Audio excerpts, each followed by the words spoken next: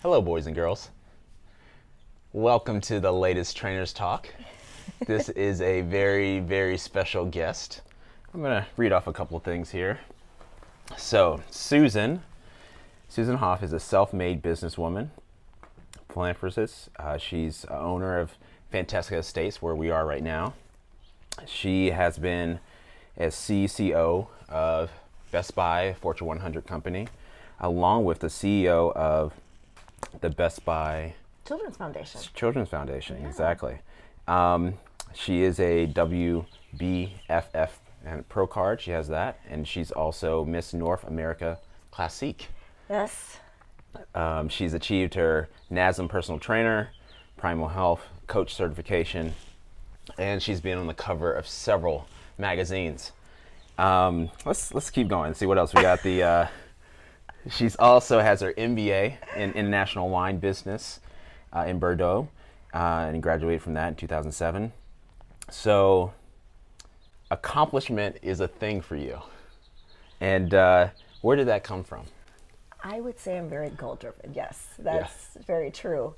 I was raised being really goal-driven. Yeah. My dad is very goal-driven, and I have just always found that sometimes for people that don't believe that they just automatically have the talent, if you work really, really hard and you stick to it, you're going to accomplish your goal. And that's just kind of how I've been my whole life. I mean, my big thing at Best Buy, when I started there, I was 18 years old. I worked there for 30 years. Wow. And my big thing was, by the time I was 30, I wanted to be a vice president.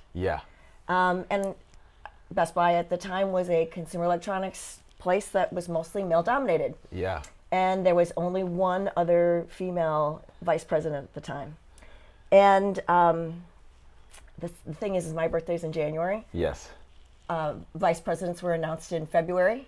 And so I didn't make it before I was 30. I made it right when I was 30. And then it was really interesting because once I hit VP, then I actually was promoted to senior vice president like 2 years later because the company was just growing. And so it was a great opportunity. And there were more women then also in the ranks. But I mean, it was like you just work through it. I just have always believed that, you know, it's out there if you want it. It's a ring. You just got to go grab it. And so, I mean, you kind of briefly spoke about that with your dad. I'm actually going to turn this a little bit. Sure. Do you feel like that one of your ways to really connect with your dad is through goals? I think so. My dad and I have always been extremely close. I've been very fortunate to be able to work with him and learn from him. And he is just a remarkable man. And he's very goal-driven. And I guess, you know, I think you learn so much from your parents. I mean, I think about you and your 4 children and, you know, what they're learning through you. And that's just the way our family always was. It was, you know, we're going to get here and then we're going to go to the next level. And, you know, I grew up in a household that was, you know, low middle class, and it was something where it was just like you really wanted something, you had to wait till Christmas and maybe you got it. Totally. And exactly. And but you knew that, you know, if you worked hard enough you would. It was like I don't know. That's my dad was just he's an incredible man who set out to accomplish a lot. I mean, his story is pretty remarkable too. He got married when he was 21. They had me when they were 23. And at that time, he was working as a rep for his father, and decided that he wanted to get more of a raise because he was, you know, driving all over the place. But he had a daughter; he didn't want to be gone all the time. And my grandfather was like, "Well, you know, you've done a great job, so I'm going to give you a $25 bonus." And my dad's like, "What? A $25 bonus? Are you kidding me? I don't think so. I'd like a promotion, and I'd like to make more money. I've got a family." And long story short, my dad was like, I can't stay here and work for you if that's going to be the case. And he went off and started a company called Sound of Music, which grew into a company called Best Buy. And he created millions of jobs for people all across the United States and in other countries. So, and that's a really fabulous company right now. And I just feel fortunate to have been able to be part of helping build it. Totally.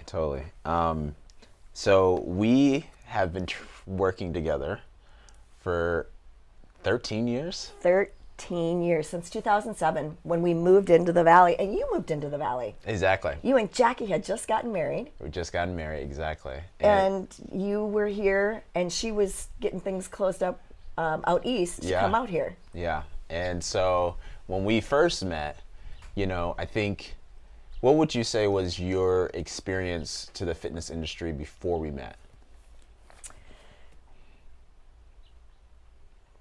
Not much. Yeah. I mean, I'll be really honest. I spent a lot more time back in Minnesota at lunch hour doing Pilates or doing yoga, just to kind of get moving, because I have a connective tissue disorder, and I really needed it just to stay healthy. I just had a really difficult time. My connective tissue disorders, otherwise people call it lupus. I don't like to call it that, just because I like to think of it as not being that important, or slowing me down. And just to kind of try and stay. That is a theme right there. She just threw a nugget in there. She doesn't like to, but keep going. Yes. So I anyway. So yeah, that was really it. Yeah. And when we moved here to California, for me, my goal was, I'm not going to have to work every single day at Best Buy, because I've got work at Fantesca every day. Yes. But I can carve out at least an hour at a time for me. And so my husband and I decided, all right, we're going to go join Solage. And my husband's like, I don't want to join Solage if you're not going to go all the time. And I said, oh, no. This is my time. My kids are now in high school, and I think I can carve out this time. Yeah. And so I started at Solage in yoga. Yeah. And then took some Pilates classes and met you. And then we trained a couple days a week, just weightlifting. And the changes that started to happen to my body. And then as I started to learn more about diet, it was kind of like, oh my gosh, this is just fantastic. And it was so nice to be able to wake up and not feel like I was 90. Yes. And not hurt, and not be sore in the way where all your joints ached. I mean, you're always sore when you work out because you have like the DOMS, delayed onset muscle soreness, but that was a good sore compared to the other. Yeah. And I realized that, even at that point in my life, and I was in my 40s, I could change it. I could change the way my body looked and the way I felt. Yeah. Yeah. It's interesting because like over those years, kind of seeing you transform, and I could see that one of your assets is your tenacity, because as you moved out here, you were moving further and further away from the day-to-day of Best Buy, and eventually you left, and that's a story. That's another story. That's another story. We both have we left story. We have. And it was very similar timing, by the way. Yeah, it's all the Jerry Maguire. Who's coming with me? Who's coming with me? So I could kind of see your energy kind of switch, and like this became. Was there a moment when you like knew it's like okay, I got a little morsel. I'm just gonna keep diving in. What made you continue to dive in, get your personal training certification, and even start to go into the bodybuilding side of things? So we started working out in 2007. Yeah. And it was just a couple days a week in Pilates, and then it became more often. Yeah. And then I was in the gym pretty much every day except for Sundays. Yep. And not just training with you, but I would either train with you and then go to yoga. Yeah. And then people would look at me and go, why aren't you in the gym? Well, you're actually eating here at Solage? They were just shocked. But as I learned more about the dynamics of fitness, and my body started to change and adjust, I realized that the one thing that I really needed to learn was nutrition. Yeah. So how can I change nutrition? And at the same time, I was still, remember, every other week I had to go back to Best Buy because I was still running the Children's Foundation. So I was addicted to working out. I'm still kind of addicted to working out. There's worse things to be addicted to, so I don't mind it. But so I would go back to Minnesota, and even though Donavan was training me, I would take his workouts with me, and I would go back to the gyms there. Well, all of a sudden, there were people in the gyms there, namely Jason Ivesdahl, who I kind of started working with because Duane, my husband, was training with him in Minnesota. And I was asking him about nutrition because he had an open gym. And he started helping me learn a little bit more about nutrition as we were working out with Donovan's workout at his gym. Long story short, I decided that I was going to work on it with Duane, and we were going to do it together. Yeah. And this was that quick, do you remember that? Yes, it was yes, I remember that. It was like a 21-day detox. It was a detox diet to kind of learn what upsets your stomach, if you will, and what you can digest and can't digest, and you can learn a little bit more about it. It was very informative, but it was also a little scary. Yeah. And to the point where I'd say 7 days afterward, my husband looked at me and goes, yeah, I'm not doing this anymore. When I broke down in the middle of an airport when I was traveling because I couldn't have milk in my coffee. Yeah. I like coffee, and I like almond milk. Now I found out that I actually can't digest milk. And I realized that too, and that's something I learned. But I continued to lose weight, and as I learned a little bit more about nutrition and vitamin supplements, and I traveled back and forth, the trainer looked at me and said, you know, you look great. You should compete. I'm like, what are you talking about? I'm going to be like 45 years old. I'm a little old to be competing now. And he's like, no, there's actually a competition for people, and it starts at 45, and I think you do really well with it. So I came back and talked to Donavan. I said, well, what do you think? And you looked at me and said, let's do it. Let's figure it out.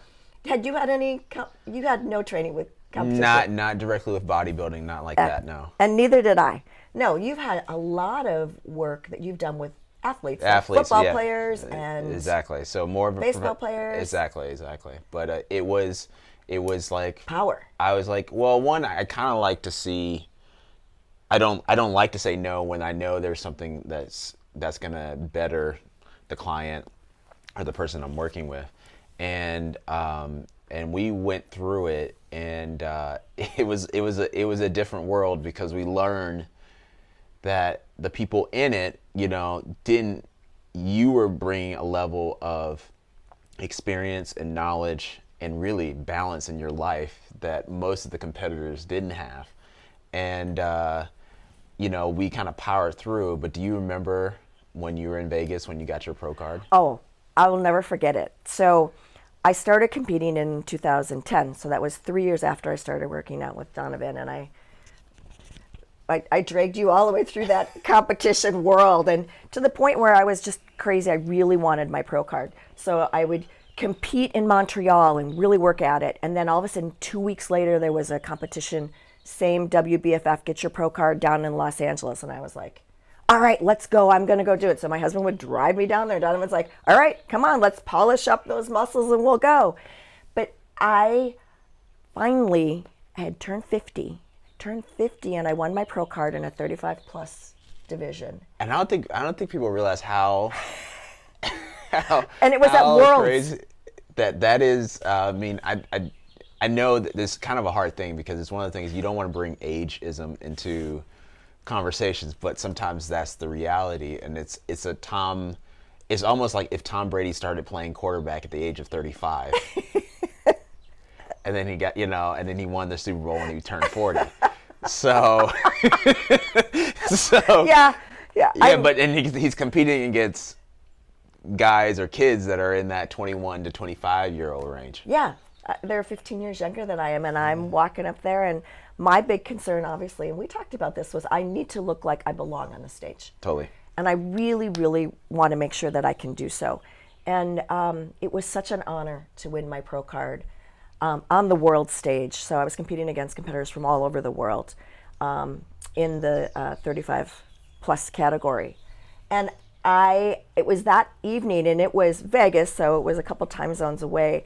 I called Donavan, and I FaceTimed him, and this was back before FaceTime was really a thing. Yes. And Donavan gets on there, and he's like, are you okay? And he's got his glasses on. He's obviously at home doing his thing. He's got his kids, and I'm like, Donavan, we won! I won my pro card! I was so excited, and you were like, and I think you were just like... I was so happy for you. Yes. I was so happy. You were kind of happy we were going to get off this treadmill, because I was gonna take you through it until... we got this car. Yeah, and I was definitely down for the journey, but I was just so happy to see how your hard work, it already paid off.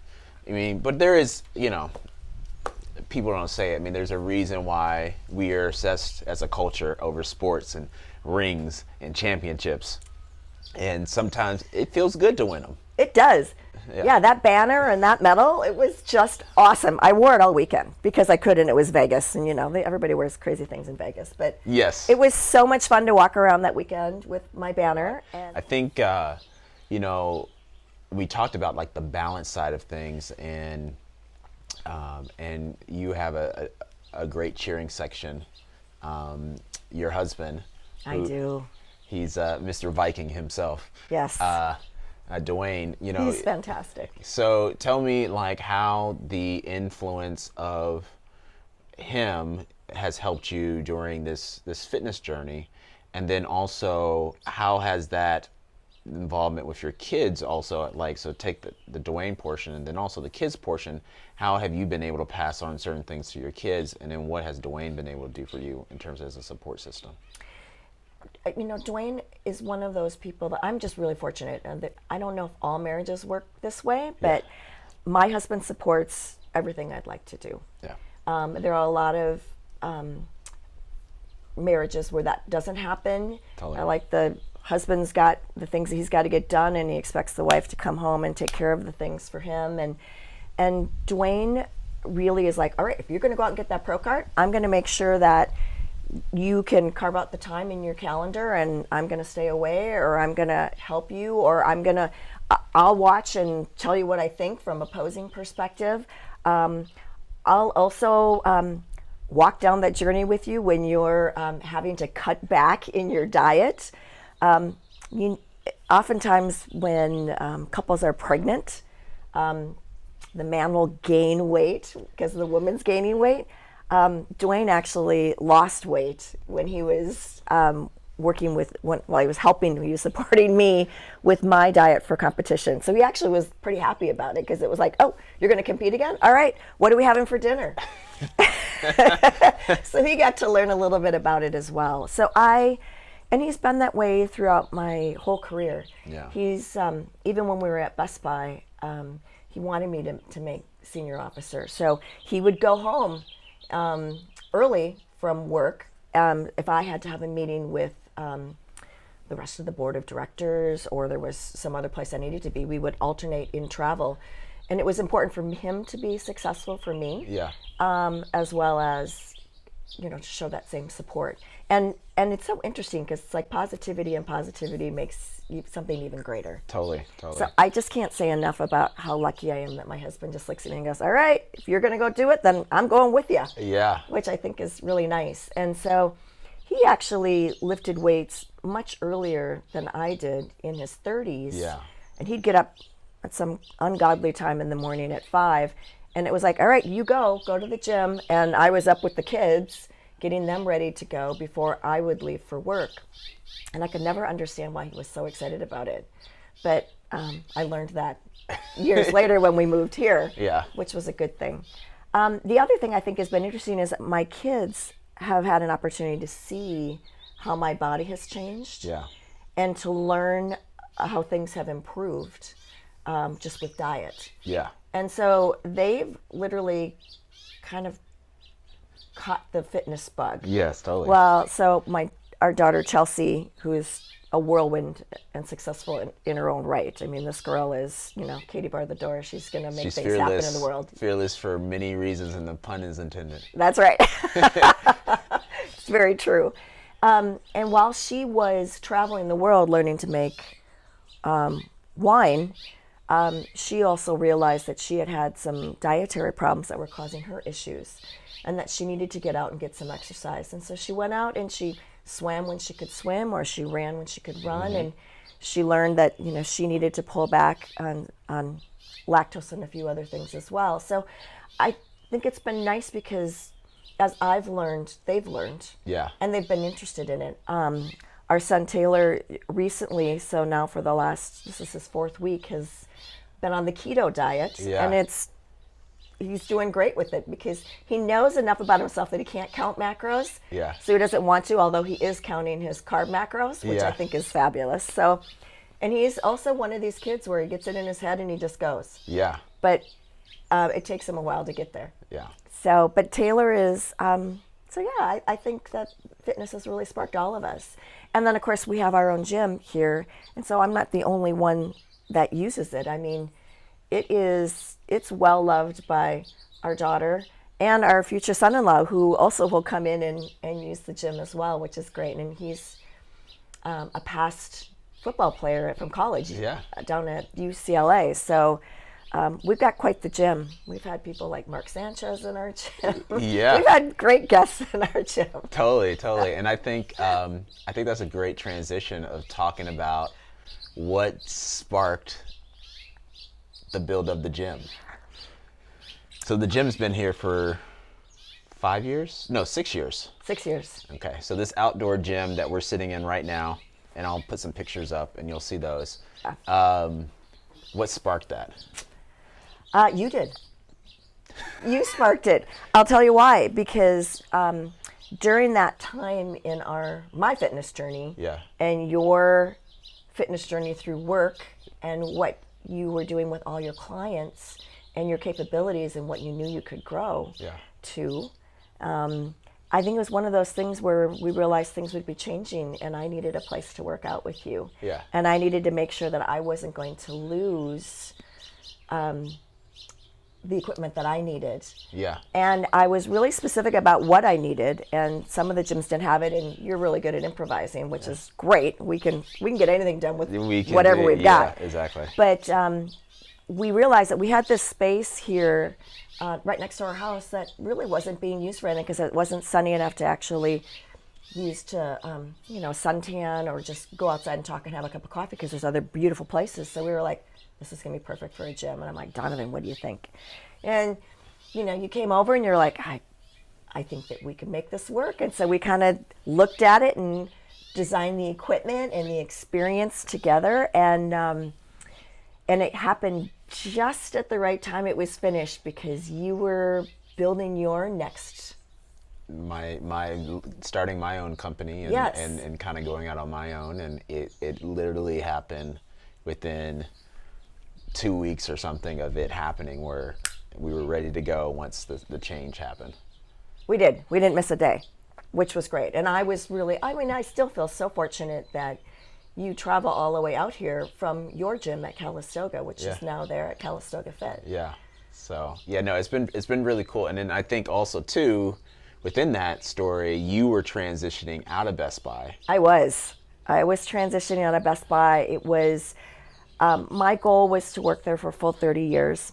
And after being the chief communications officer, the CCO, and then I left and I was actually going to retire at the time. They asked me to stay and continue to run the Best Buy Children's Foundation since I had founded it back in 1992 for them. And I could do that being here for a week, being there for a week, but always having, at the time, my BlackBerry or my Crackberry, as my husband used to call it, where I could be available. And I also consulted in communications for them. And at the time, the company was evolving and changing. Management was changing. It wasn't worth the constant flights every other week to be back in Minneapolis. Yeah. So while I was going through that, very traumatic, it was hard for me. After you've worked somewhere for so long and you've built it from nothing, you have a lot of skin in the game. Yeah. And so the gym was important to me just because it was like, oh my gosh, I don't want to lose that too. Yeah. This is something that is the next thing for me as we're moving. And Donavan, it's interesting because as a trainer, you should tell people a little bit about what it's like. It's not as if you come in and are just helping spot people with their weights or, recommending what they should do for their workout. There's a lot of other things that you have to do to kind of help people be healthy and whole. Yeah. As a trainer. Yeah. And when you get to know people, you can spot it right away when someone walks into a gym, like me. Yeah. Yeah, I think that the thing is trying to make the experience, even though there's a burning and that there's your legs are on fire or different things like that, but it's trying to set up an environment mentally where you can walk into a space in a weird way. You feel safe when you're there, and then at the same time you're hearing something you're hearing somebody saying you can do it, you can do it, you can do it. And I think with everything that goes on in the world, I think a lot of times, even with relationships with really close people, we don't always have that. There's a give and take, and I'm trying to give as much in those situations so that people walk out of the gym is not just an energy from the actual physical part of it, but it's mentally, and they can kind of move through their day with a mental boost. It is a mental boost, but it's also one of those situations where trainers, I'm finding, at least the one that I've been so lucky to have for so long, you get to know somebody for a long time, and you see somebody walk into a gym and you're like, hey, are you okay today? Yeah. Like, what's going on? And inevitably you have to channel something that could be somewhat negative into a very great positivity, which helps you lift heavier weights in the gym. And that's a gift. Not all trainers can do that. You try as a client even to leave all that baggage outside the gym. Totally. But sometimes it follows you in because you are a single person that wears a lot of hats. Yeah. So for me, yeah, I was leaving Best Buy and had a lot of that. Every day there was something in the news or there was something happening and we didn't know what was going to happen. And while I was going through that trial, you were kind of going through that trial with your role at Solage as they were moving and shaking. And yeah, and it was a transition. I think we both kind of understood that, like, they were, and this is fine in a way, but they were going in a direction that didn't match where we saw our futures going. Same thing for you. And so, we're hard workers.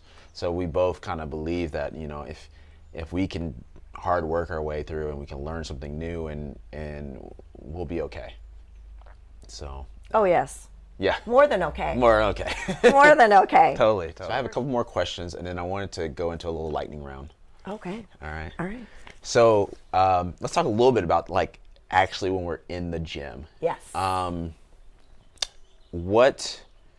What do you... Which actually we just were, and that's why I look the way I do with my crazy shoes and stuff. Yeah. So yeah, we just got done with the workout right before we started this, and let's talk about mindset.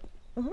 So when you're in the gym and we're about to do either a series of exercises that are tough or a lift that's heavy or challenging, what do you say? What's the inner dialogue like? For me, I have to concentrate, and I'm concentrating usually always on my breathing. Yes. Because I just find that for me, if my breath is incorrect, it really affects the way I can either how many pull-ups I can do, or if in fact I can lift it. And I always know that I'll look at some weights and go, oh boy, this is really heavy. So oftentimes I don't look at the weights and I don't count them. I trust my trainer. And we've worked together for so long that I know I'm not going to get hurt, and I know that he knows what I can lift or what I'm capable of, and I have faith that I can lift it. Yeah. And that always goes through my head. There probably are some people that like to look at the number of weights. Yeah. I don't until it's over. So whether it's a really heavy deadlift or if it's a, sometimes it's just something that's very light, but I'm not real graceful at. And so Donavan and I have worked together for a long time, and he knows that, okay, this is going to be hard for you. We're going to do it unweighted first. Yes. And we're just going to kind of get this movement. I'm only 5'2". I've got long legs, but I have a really short torso, and it gets in my way sometimes. So my mindset is really of it's really a trust, I guess. Yeah. And it's always that I know I can lift it. Yeah, totally. So I'm going to. And that last yeah. And I do have a problem when I work out with you, and he's really gracious about it. I tend to get really thoughtful about, okay, we've got another set and we're getting on to the next thing, and I'll just keep going, and I'm like, 15, right? And he looks at me and goes, 12. And I go, oh, okay, sorry. And then I move on. So if I forget the number that I'm supposed to, I just keep going, because I'm only going to benefit from the lift. So, but sometimes it becomes a problem. Totally. Yeah, it's. I'm like, yeah, she's so in the zone and so focused, and I almost, there's certain clients, most of my clients, I'm pushing. This one's a thoroughbred that I have to. It's more so she doesn't hurt herself. She doesn't go so much. So I have to, in a way, kind of keep things so that we don't go too far off the tracks in terms of how much work and overload you're doing.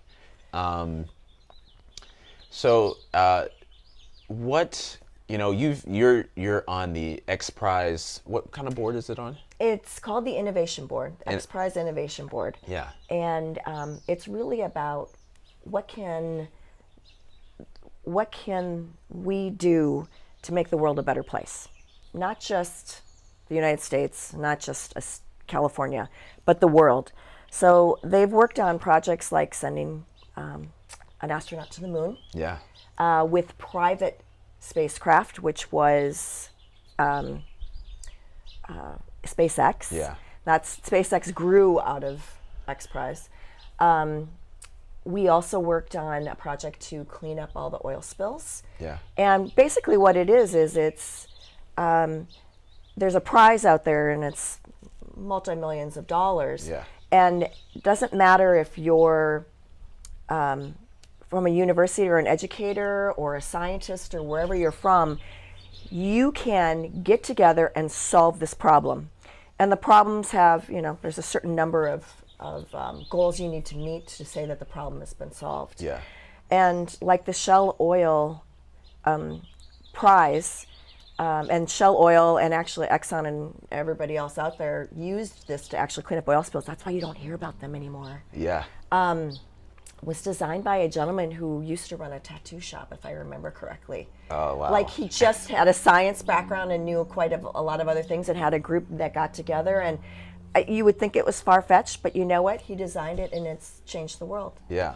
So I love that kind of positivity. I feel like with all the experience that I've had, that I am like the least experienced on the enterprise. Yeah. Board, the whole innovation board. It's like everybody I talk to, I'm like, oh, you were a doctor at the age 21, and you now are down working with athletes. And I mean, I'm shocked at the people that I meet. They're just so incredibly talented. Yeah, it's really cool that when you kind of meet that level of talent and ambition, and so kind of transitioning, looking ahead, what has, I mean, that's kind of in a way looks ahead, but what are you excited about when it comes to the future?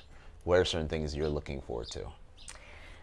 Mine, it's interesting you should say that, because there's always that question, what are you going to do 5 years from now? Yeah. Okay, well, I'm 55 now. So when I was 25, I could answer that question a little bit easier. But now I look at the future. Yeah. And I get so excited because I love what we've done at Fantesca. Yeah. Our winery is we've employed some really great people, and we get a chance to share a story where people write themselves into the wine story that they get to enjoy. Then there's not only that, but then there's fitness. I'd still love to get my pro card, but maybe in a master's division. Yeah. Like, I can't imagine what it'd be like to compete against people that are 55. Yeah. Like, how cool would that be? My own age.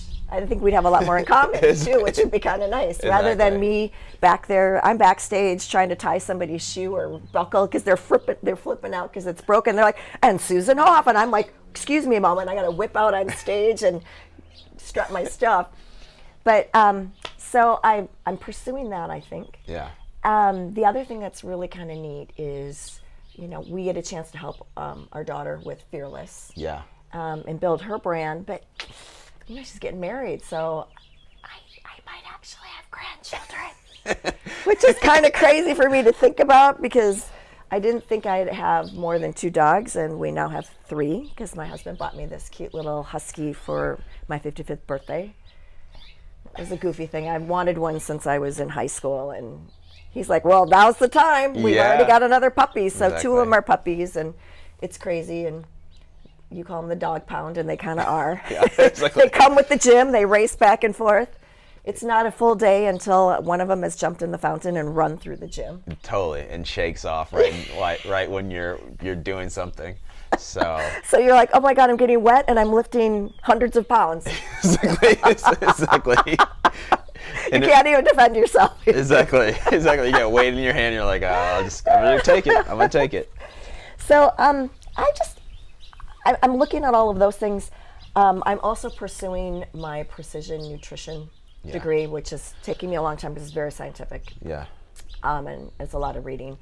It's interesting. So with my primal health coaching certification, they are now coming out with a level 2, which is also now certified with the state. Yes. As a health practitioner. Yes. Which I'm like, oh my gosh. So it's like a double exam. And I'm thinking, oh, that could be kind of nice to pursue too. Yeah. I don't know that I'll do that this year. Yeah. Because this year is crazy. Yes.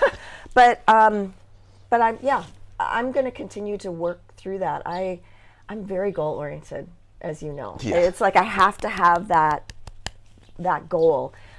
Whether it's I got to get to 12 pull-ups, or now I got to get to 15, or I really want to do wide pull-ups, or whatever it may be. Yeah. I love those things, and that's something that drives me. Totally. And so I'm just kind of trying to also take some time to enjoy what I've built. Yeah. And some of the things that I've had an opportunity to do with my life. Yeah.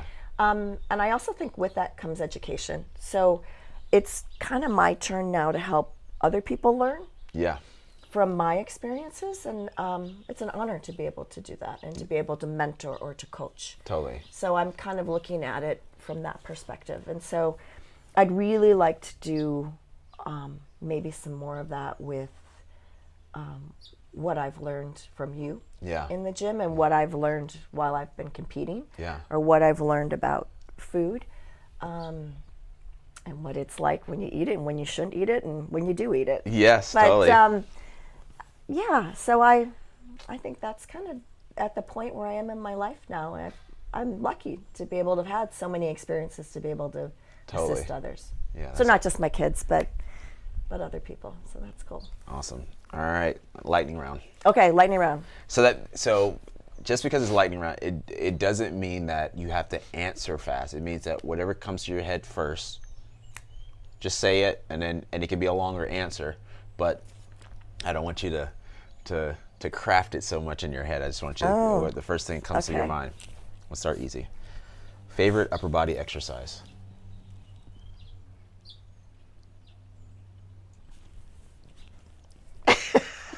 Bradford. Bradford press.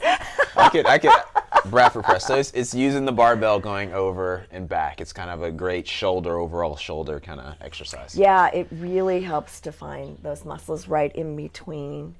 And I like it because a lot of women struggle with that bra strap thing, and Bradford presses are fabulous. Yes. Yes.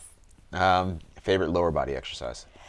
My favorite lower body exercise? You're gonna laugh, but I used to hate them, but squats.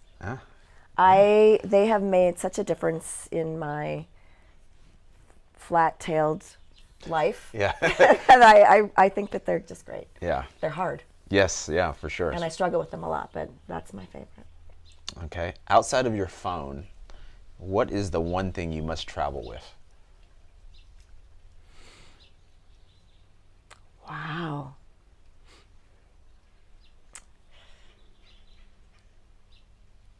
My computer. Okay. Yeah. My computer. I have to be connected to business and everything else. I'm kind of a crazy person. I have to have that in the morning. Yeah. Where I kind of get ready for my day. I like to kind of jot down what I'm going to do and get accomplished for the day. and I might have like 8 things, but I have to do 3 of them, always. Yeah. That's kind of how I'm driven. Totally. I make progress. Favorite artist to work out to? Usher. Usher. All right. So. Yeah. Yeah. Who inspires you? Who inspires me? It depends. You inspire me in the gym. Oh, thank you. Yeah. Yeah. My dad inspires me when it comes to business and being able to do things that you don't think you should be able to do. Yeah. My daughter inspires me Yeah. to be thoughtful and to go out there and make things happen. Yeah. She's the things that she does and can accomplish. It's just it's crazy. And my husband, because he is somebody who is so supportive. Yeah. And really likes to help other people make things happen, and I just love that. Yeah. So I have a lot of people that inspire me. Yeah. I'm very fortunate to be surrounded by great people. Totally. That's cool. That's a great answer. So, favorite Underdog supplement? Favorite Underdog supplement? Vitamin D. Yes. Yeah. I don't think we take enough of it, even though I live in California. I think it's one of those things that if you haven't had it, you gotta have it. Yeah, for sure. And then last lightning round question, and if you have any other questions for me, you can ask. Biggest pet peeve? When people say they're gonna do something and they don't do it. That is my biggest pet peeve. It Yeah. drives me absolutely crazy. Yeah. I unfortunately I'm a little OCD, and so I expect things to happen like this, and they don't. I'm also one of those people when we get in the gym and something's not quite lined up right, I have to move it, or I can't even start. Donavan laughs at me, but it is who I am. So, yeah, that's a hard thing, because I think when that happens, not only do they disappoint you, but they disappoint themselves because they say they're going to get it done and they don't. Yeah. And it's a chain reaction to a lot of things. And obviously, the only thing you can do is not let it affect you. Yeah. But that's hard sometimes. Yes. Because I have my fingers in a lot of things. Yes. And when one thing doesn't quite work, sometimes it just kind of topples over. Totally. Awesome. Thank you again for doing this. I think we're gonna have a round 2 down the road. And I was talking to Chris and my last guest, Ron. Yeah. That if anybody becomes the second round, we'll do it with wine. Oh, there you go. That would really be fun. Yes. So. Yeah, I would like that. And then my next question, which I think I ask you kind of every year, but I'm going to ask you online, which is, so what's your next, or do you have a goal to